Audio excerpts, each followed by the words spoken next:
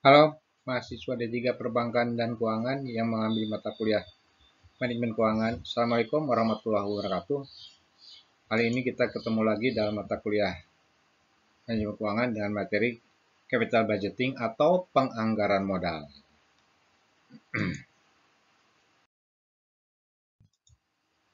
Oke, pertama-tama kita lihat definisi dari Capital Budgeting itu. Jadi, Capital Budgeting adalah proses evaluasi dan pemilihan investasi jangka panjang yang berkaitan dengan tujuan perusahaan untuk memaksimumkan kesejahteraan pemilik. Maka capital budgeting adalah proses perencanaan dan pengambilan keputusan mengenai pengeluaran dana di mana jangka waktu kembalinya dana tersebut melebihi waktu 1 tahun. Berikut kita lihat proses di capital budgeting. Beberapa tahap dari proses capital budgeting. Yang pertama adalah tahap identifikasi, menemukan kesempatan investasi yang potensial. Kemudian kedua, tahap pengembangan membutuhkan perkiraan yang relevan dari cash inflow dan cash outflow sendiri.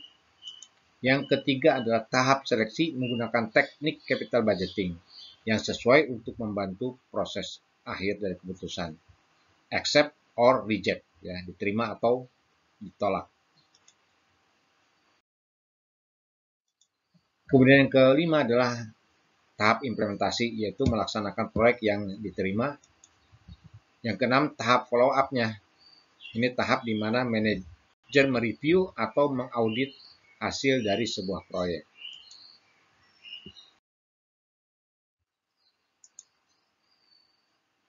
Nah, sekarang kita lihat apa sih artinya kepentingannya capital budgeting ini. Yang jelas bahwa dana yang dikeluarkan akan terikat untuk jangka waktu yang panjang. Investasi di dalam aktiva tetap ini menyangkut harapan terhadap hasil di waktu yang akan datang. Ketika terlalu besar, maka akan terjadi over forecasting, tetapi kalau terlalu kecil juga akan mengakibatkan atau menyebabkan under forecasting. Pengeluaran dananya meliputi jumlah yang besar. Kemudian kesalahan di dalam pengambilan keputusan mengenai pengeluaran modal tersebut akan mempunyai akibat yang panjang dan berat.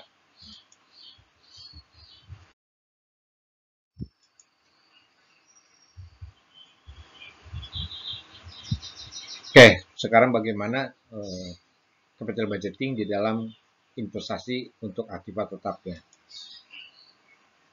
Yang jelas investasi dalam aktiva tetap ini sama dengan investasi dalam aktiva lancar, ya, yaitu mengalami proses perputaran. Hanya perbedaannya terletak dalam soal waktunya. Kalau aset tetap adalah jangka waktu yang lebih dari 1 tahun, sedangkan aset lancar atau aktiva lancar proses perputarannya atau jangka waktunya tidak lebih dari 1 tahun.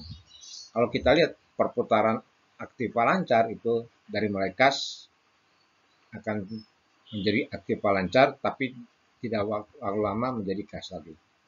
Kita bedakan dengan perputaran dari aktiva tetap, ya. Kas membeli aktiva tetap. Nah, dari aktiva tetap ini akan terjadi proses penyusutan atau depresiasi, kemudian akan kembali menjadi kas.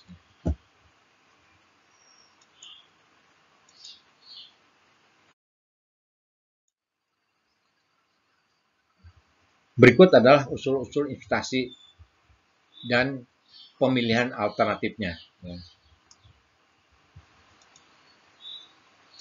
Ada beberapa usul investasi yang bisa dilaksanakan oleh perusahaan. Yang pertama adalah investasi penggantian. Berarti di sini perusahaan sudah memutuskan bahwa peralatan ataupun aktiva yang ada di perusahaan tersebut sudah memang waktunya untuk diganti karena sudah tidak mungkin lagi untuk digunakan. Yang kedua adalah investasi penambahan kapasitas. Nah, berarti di sini perusahaan sudah eksis dan merencanakan untuk meningkatkan kapasitas produksinya, sehingga memerlukan ada tambahan mungkin peralatan atau modifikasi peralatan tertentu supaya bisa mendukung rencana penambahan kapasitas tersebut. Dan yang ketiga adalah investasi penambahan jenis produk baru. Nah, berarti di sini perusahaan merencana untuk melakukan diversifikasi produk, ya. penganeka-ragaman produk, sehingga mungkin untuk mengembangkan jenis produk baru, perusahaan perlu ada tambahan mesin tertentu. Sedangkan yang keempat adalah investasi lain-lain. Nah, investasi ini tidak berpengaruh langsung terhadap kegiatan proses produksi, tapi bisa meningkatkan produktivitas. Contohnya mungkin penambahan pencahayaan yang bagus, memasang kipas angin, atau bahkan memasang pendingin udara atau AC ya, sehingga para karyawan bisa bekerja dengan tenang dan nyaman, sehingga memberikan semangat kepada pegawai untuk bekerja lebih giat lagi, sehingga produktivitas juga akan meningkat. Nah, setiap investasi pasti adanya cash flow atau aliran kas. Ya. Jadi setiap usul pengeluaran modal ini akan selalu mengandung dua macam aliran kas. Yang pertama adalah aliran kas keluar neto atau net outflow of cash. Sedangkan yang kedua adalah aliran kas masuk neto tahunan atau net annual inflow of cash, atau biasa di dalam capital budget ini disebut dengan proceed ya. Nah, bicara tentang proceed ini adalah penerimaan atau arus kas masuk bersih yang dihitung dengan cara laba setelah pajak atau earning after tax ditambah dengan depresiasi. Diingat-ingat ya, jangan sampai kalian kejebak. Oke, berikutnya kita lihat metode penilaian investasi. Yang pertama adalah payback period. Nah, payback period ini adalah periode yang diperlukan untuk menutup kembali pengeluaran investasi dengan menggunakan proceed. Jadi berapa investasi yang dikeluarkan, berapa proceed tahunan yang diterima, maka dalam jangka waktu berapa tahun investasi tersebut akan tertutup dengan proceed tahunannya. Kita lihat contohnya. Misalkan perusahaan mengeluarkan investasi sebesar 45 juta ya. Sedangkan jumlah proceed tahunannya atau penerimaan kas bersih tahunannya adalah 22 juta 500. Maka kita bisa menghitung payback periodnya adalah 45 juta dibagi 22 juta 500 kali 1 tahun sama dengan 2 tahun. Artinya dalam jangka waktu 2 tahun proyek sudah tertutup menggunakan proceed atau penerimaan kas bersih tahunannya.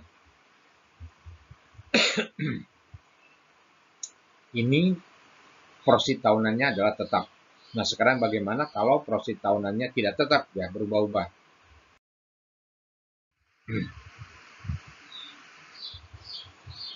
Kita gunakan contoh yang berikutnya. Misalkan pengeluaran investasinya sebesar 120 juta rupiah.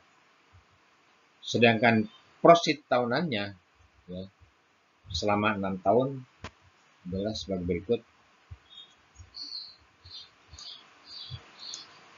Oke, tahun pertama 60 juta rupiah, tahun kedua 50 juta rupiah, tahun ketiga 40 juta rupiah, tahun keempat 30 juta rupiah, tahun kelima 20 juta rupiah, dan tahun ke-6 10 juta rupiah. Nah, kita bisa menghitung payback periodnya ya. Maka perhitungannya. Nah, sekarang untuk menentukan payback periodnya adalah kita lihat pertama investasinya 120 juta rupiah, sedangkan proceed tahun pertama 60 juta rupiah. Berarti dalam jangka waktu 1 tahun investasi belum tertutup sehingga masih ada sisa investasi sebesar 60 juta rupiah. Sedangkan proceed tahun kedua adalah 50 juta rupiah. Masih ada sisa lagi investasi 10 juta rupiah. Nah, pada tahun ketiga itu investasi proceed tahunnya 40 juta rupiah. Sedangkan sisa investasi yang belum tertutup 10 juta rupiah, berarti yang dibutuhkan hanya 1/4 dari proceed tahun ketiga ya, atau 10 juta rupiah. Maka selesai sudah. Sehingga payback periodnya adalah 2/4 tahun ya. 2/4 tahun atau 2 tahun 3 bulan. Artinya dalam jangka waktu 2 tahun 3 bulan, proyek investasi tersebut sudah tertutup dengan profit tahunannya. Kalau kita lihat metode ini terlalu sangat mudah ya, sederhana banget. Maka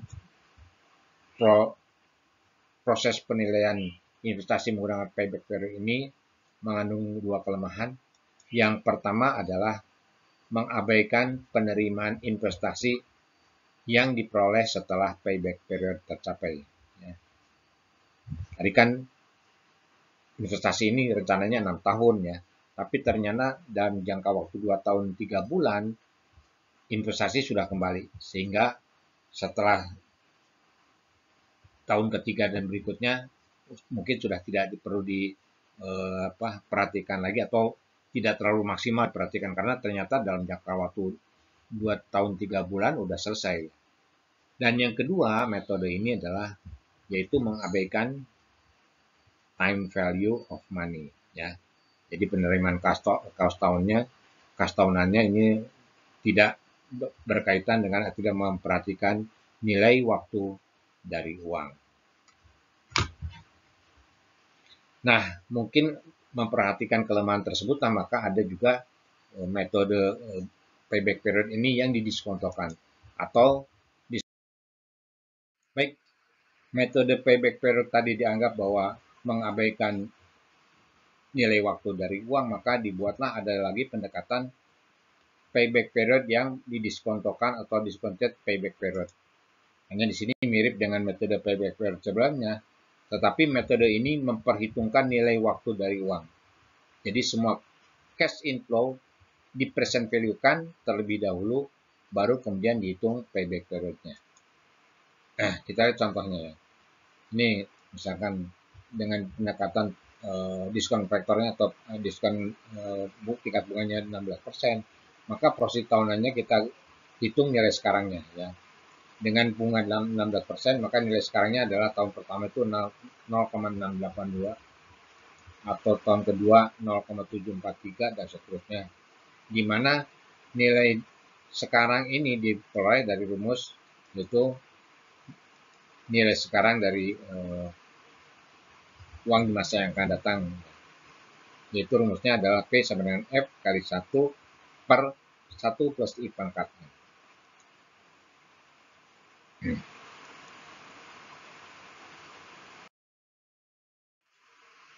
Yang kedua adalah metode penilaian investasi menggunakan pendekatan net present value. Ya.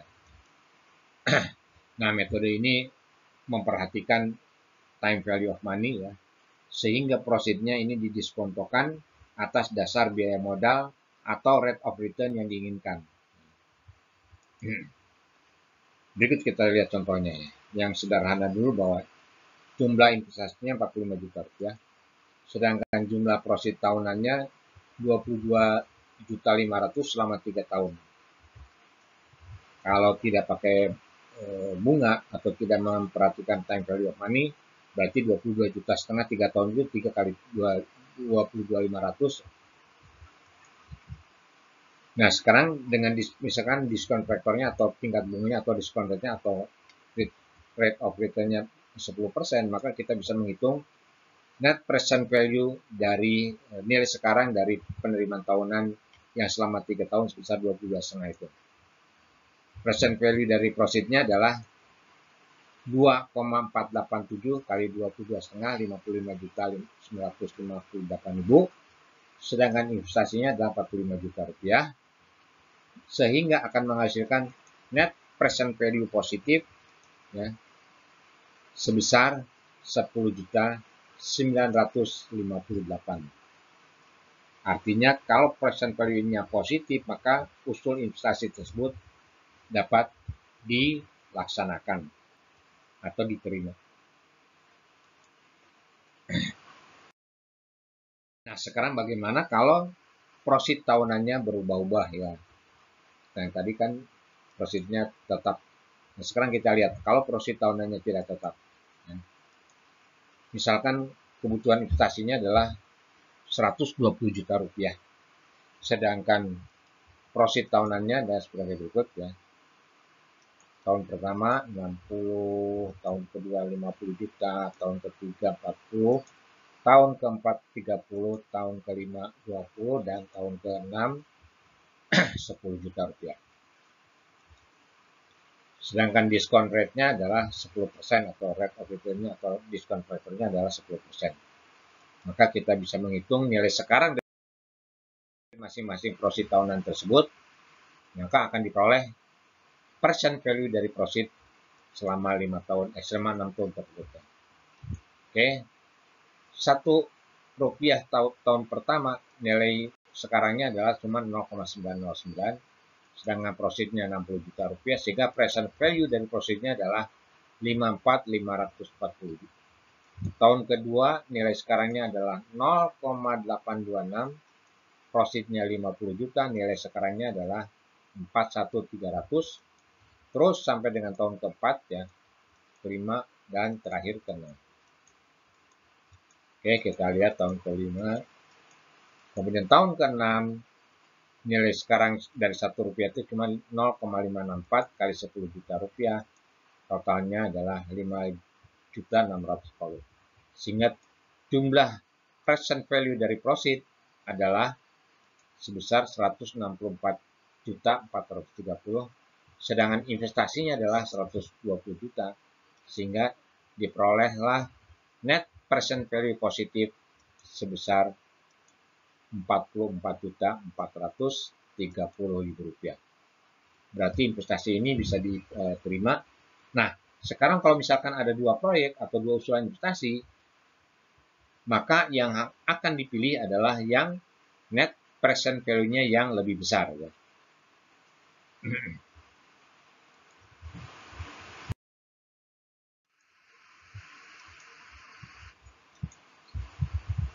Tadi itu tingkat suku bunganya kebetulan bulat ya, 10%. Nah, sekarang kalau misalkan tingkat suku bunganya misalkan 8,9% atau 10,2%, maka untuk mencari nilai sekarangnya di tabel itu tidak mungkin ya, tidak ada. Maka kita bisa menggunakan perhitungan secara manual. Ya, rumusnya adalah net present value adalah AT dikali 1 plus I pangkat N min 1 dibagi I kali 1 plus I pangkat N dikurangi I 0. Atau rumus pendekatan matematisnya seperti ini ya.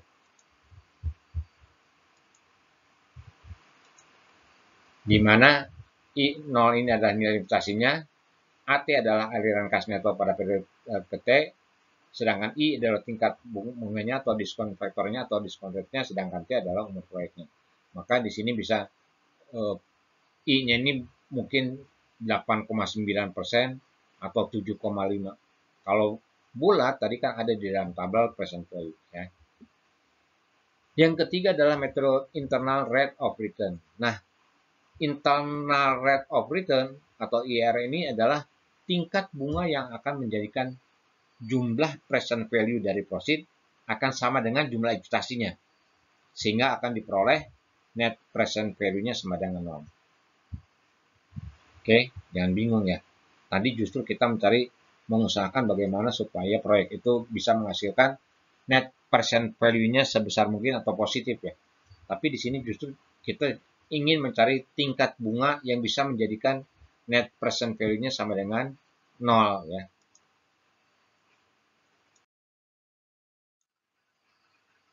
Kita lihat contohnya, misalkan investasinya 45 juta rupiah. Jumlah profit tahunannya 22.500.000 selama 3 tahun. Kita coba dengan diskon faktornya atau tingkat bunganya 20%. Ketemu nggak nilainya sama dengan 45 juta? Atau present value-nya? Oke. Dengan bunga 20% per tahun, nilai sekarangnya adalah 2,106. Dikali 22.500, ketemunya 47.385. Sedangkan investasinya adalah 45. Maka diperoleh net present value-nya masih positif 2.385. Padahal kita ingin mencari supaya ini jadi 0 ya. Coba sekarang lagi kita lakukan lagi dengan bunga yang lebih tinggi lagi, 24% nih. Dengan bunga 24%, present value dari profitnya nilai sekarangnya adalah cuma 1,900, kali 22.500 ketemunya 44.573. Masih juga bukan sama dengan 45 tapi justru di bawah 45. Sehingga net present value-nya negatif ya. Negatif sebesar minus 427. Berarti bunganya adalah antara 20%, di atas 20% tapi di bawah 24%. Nah, untuk lebih meyakinkan lagi, kita persempit ya.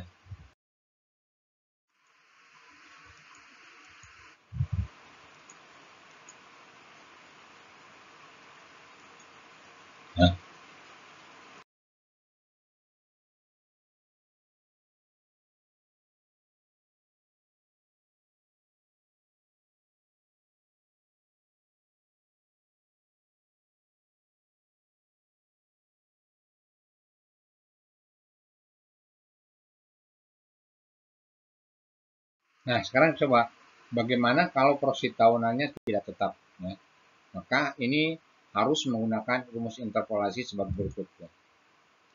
Itu R sama dengan P1 dikurangi C1 dikali P2 min P1 dibagi dengan C2 min C1.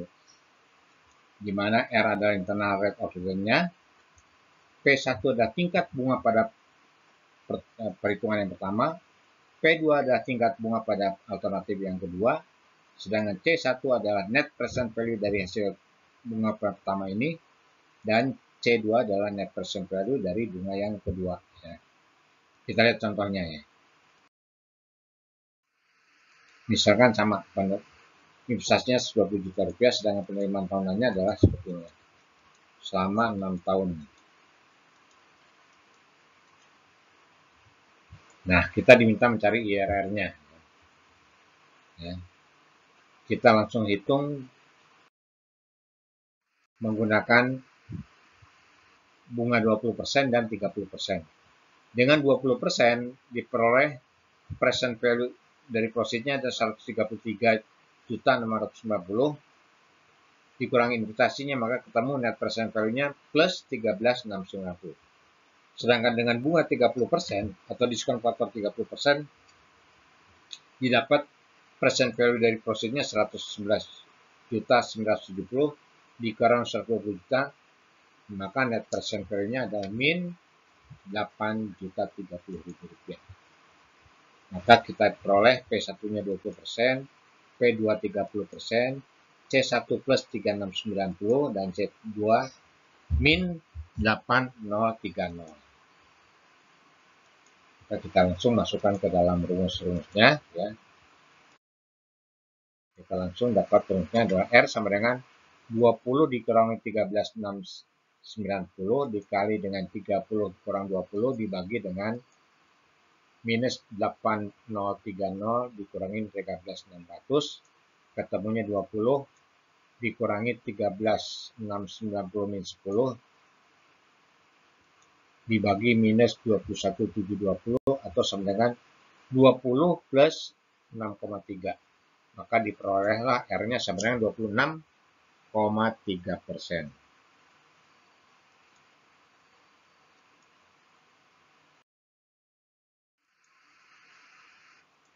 Ini kelebihan dari internal rate of return yang jelas menggunakan arus kas, kemudian memakai nilai waktu dari uang, konsisten dengan tujuan perusahaan untuk memaksimumkan kekayaan pemegang saham, sedangkan kelemahannya adalah membutuhkan peramalan jangka panjang yang detail mengenai pertambahan keuntungan dan biaya, kemungkinan akan terjadi IRR berganda.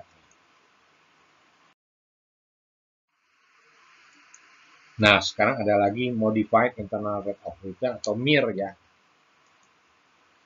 Nah, di dalam Modified Internal Rate of Return ini menegaskan bahwa tingkat reinvestasi dari arus kas mulai dari akhir tahun pertama sampai dengan akhir investasi adalah sebesar biaya modalnya. Nah, untuk itu diperlukan suatu modifikasi yaitu arus kas akan diperhitungkan pada akhir investasi sebagai minimal terminal value atau future value dengan tingkat reinvestasi sebesar biaya modalnya. Jadi di sini kita menghitung nilai yang akan datang atau future value-nya. Adapun formulanya ada seperti ya, K sama dengan akar pangkat N dari FV dibagi PV dikurangi 1. Ya. Future value dibagi present value dikurangi 1. Atau MIR sama dengan K sama dengan future value dibagi present value pangkat 1 per N dikurangi 1. Ya. Jadi akar ini sama dengan 1 per N ya. Kalau akar N berarti 1 per N. Oke, kita lihat ini contohnya. Contohnya ya, ini contoh menghitung modified internal rate of return. Misalkan investasinya 15 juta rupiah. K-nya atau bunganya adalah 10,4%, sedangkan jangka waktunya 10 tahun. Sedangkan arus kasnya adalah seperti berikut ya. Tahun pertama 2.700.000 sampai dengan tahun ke-10 2.150.000. Nah, nilai uang 10 tahun yang akan datang dengan bunga 10,4 dari 1 itu cuma 2,436. Tahun kedua cuma 2,206 sampai dengan tahun ke-10 barulah nilainya sama dengan 1 ya. Maka kita bisa menghitung future value-nya untuk tahun pertama itu dari 2.700.000 itu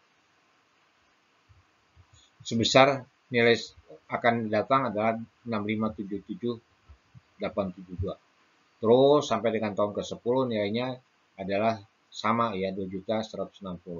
Sehingga totalnya adalah 42.407.000,75,27. Maka kita bisa menghitung modified internal rate of return-nya adalah sebagai berikutnya.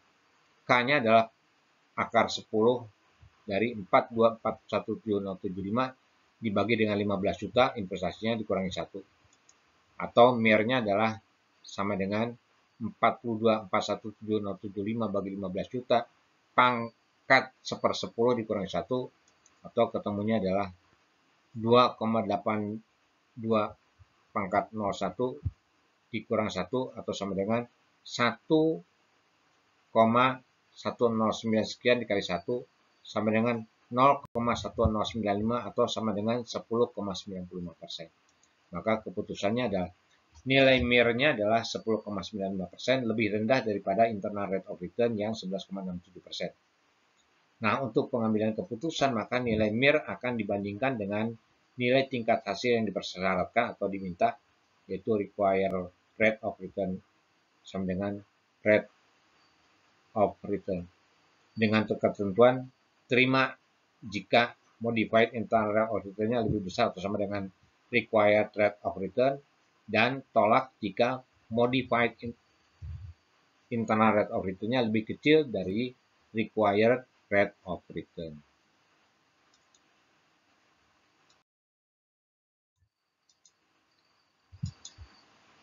Pendekatan keempat adalah menggunakan metode accounting rate of return atau ARR. Ini menunjukkan persentase laba setelah pajak ya. Di sini kalau sebetulnya kan tadi kita bisa menghitung investasi jangka panjang itu menggunakan laba setelah dipajak ditambah dengan depresiasi, tapi kalau di sini hanya memperhatikan laba setelah pajak saja. Bisa dihitung dari rata-rata investasi atau dari total investasinya. Kalau atas dasar initial investment-nya, ARR adalah earning after tax dibagi dengan investasi kali 100%. Sedangkan kalau atas dasar rata-rata inflasi berarti ARR adalah laba setelah pajak dibagi dengan rata-rata investasi atau investasi bagi 2 ya. Dan unsur investasi ini mendapat determinan apabila ARR lebih besar dari minimum accounting rate of return.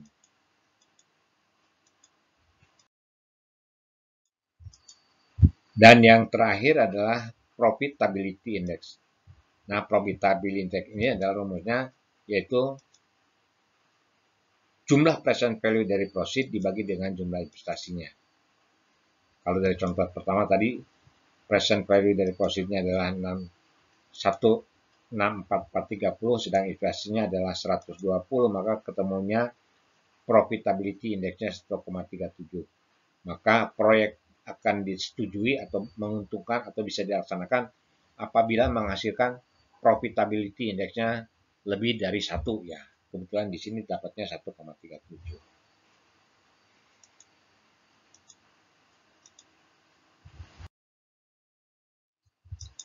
Oke, begitulah kira-kira kita materi kita tentang capital budgeting atau penganggaran modal ya.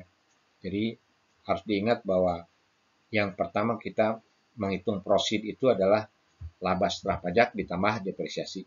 Kalian jangan terjebak kalau misalkan nanti soalnya diketahui bahwa proyek ini bisa menghasilkan laba setelah pajak, jangan langsung dihitung. Berarti harus dihitung dulu, menemukan proceednya dulu ya. Dihitung depresiasinya, baru laba setelah pajak tambah depresiasi, barulah ketemu proceed. Oke?